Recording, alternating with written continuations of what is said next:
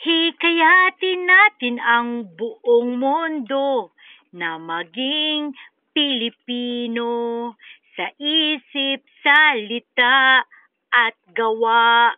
Paghandaan ang muling pagbawi ng ating paraiso. Isipin na buhay ang Diyos, magsalita lang ng tama at maging tapat sa gawa.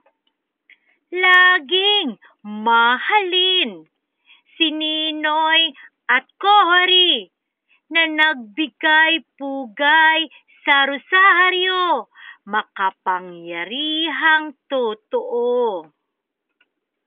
Dito tinahalaga ng Diyos Ama ang cross ng kaligtasan na tinanim ni Diyos Ina para sa Diyos Anak.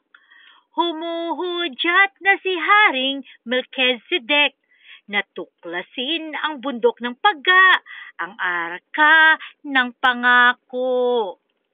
Hugi-susi nagigising sa lahat, damhin ang pagmamahal ng ating ina at ikalat ang kanyang kabaitan. Naalala ba ninyo ang sinabi ni Jesus kay Juan?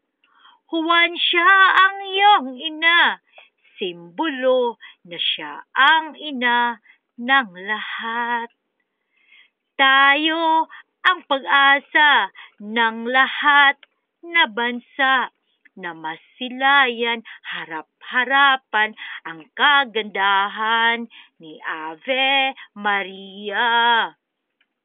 Pilipinong Pilipino tayo, magpasalamat sa Panginoon sa pinong-pino na kayumanggian. Salamat, salamat, salamat na tayo ay naging Pilipino.